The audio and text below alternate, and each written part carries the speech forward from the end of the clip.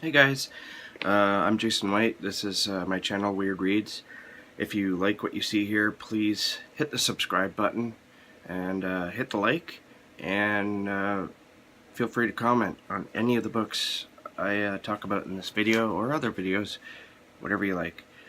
So this is my October wrap-up, and for this month I was able to polish off 7 books. It's pretty good for me. This is going to be a pretty quick wrap-up, actually, because most of these books, 5 of them, were part of the Books in the Freezer readathon that I stormed through in the first 2 weeks of October, and I was very happy to do that. So those, again, were Dead Leaves by Kealan, Ptrick, Burke, Whispers by Kristin Dearborn, The Ballad of Black Tom by LaValle, Carmilla by Joseph Sheridan Fanu, and The Lesser Dead by Christopher Buehlman. I was also able to knock off Sharp Objects by Gillian Flynn.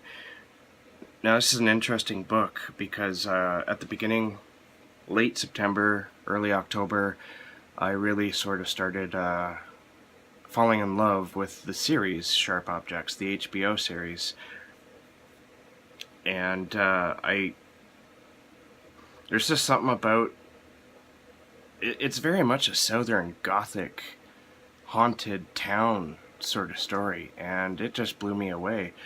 It's one of those funny things though, because I went and I read the book, and to be honest with you, I loved the book as well. It's very well written, it's a lot of fun, but I like the series better. And there's a reason for that.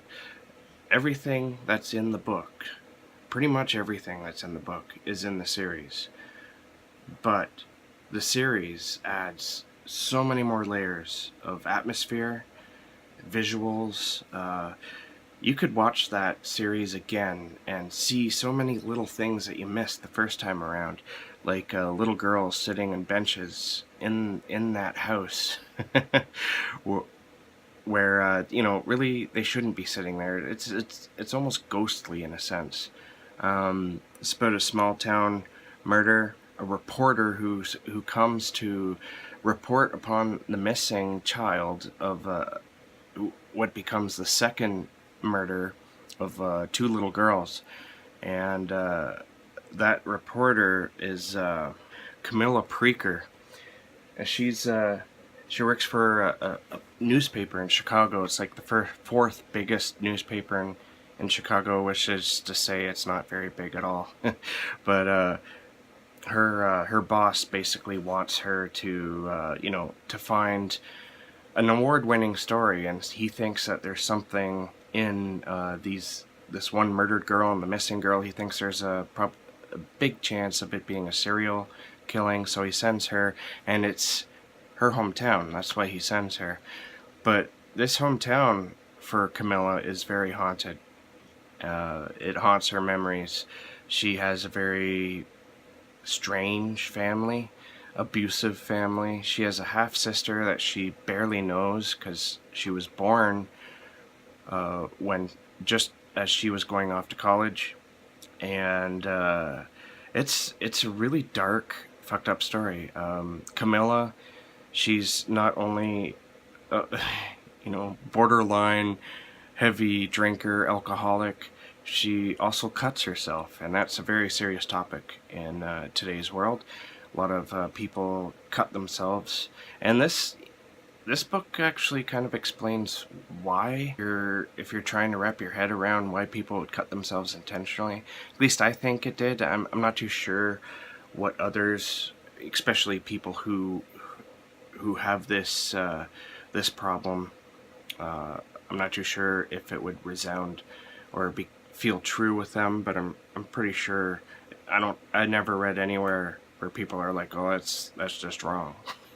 I mean, it's wrong to cut yourself on purpose, but the people who have this issue, they can't help that.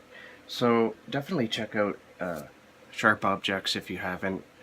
It's my first Gillian Flynn, and it's not going to be my last. I want to read Dark Places next. Hopefully soon.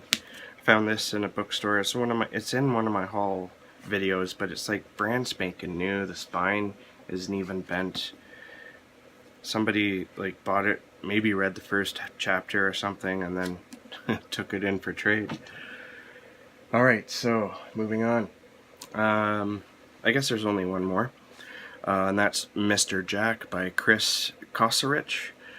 It's a Halloween themed story. I'm going to save the review for that for my final Halloween recommendation for this year, so check that out if you haven't already. And as of right now, I am currently reading Siren and the Specter by Jonathan Janz. I'm about 2/3 the way done, and I'm loving it. And I'm also listening to Tommyknockers by Stephen King. You can, if you listen to the Darkness Dwells podcast at all, you can expect Michael and me discussing it very shortly, because both of us feel that this book is sort of or underrepresented by the constant reader. I think it is anyway. I think it's one of King's best, and it's never ever mentioned in that. In fact, anytime Tommyknockers is mentioned, it's usually in a negative light. I don't know why that is. Maybe it's because of the TV movie that came out in the 90s. God, that's a horrible adaptation. Ugh. Alright, November. I was thinking of doing the nonfiction November readathon, but I just couldn't get my shit together in order to organize that, so I'm not too sure if I'm going to do it. If I do, I'll put up a to-be-read list that I'm planning on reading for the month of November for that. Other than that, I have to read the Sorrows by Jonathan Janz, and I'm not too sure as to anything else yet, because as I've said many times, I am very much a mood reader, and so we'll just see how that goes. So thank you for listening and watching, and if you like what you saw, please subscribe, and thank you again, and we will see you in the next video. Keep being creative.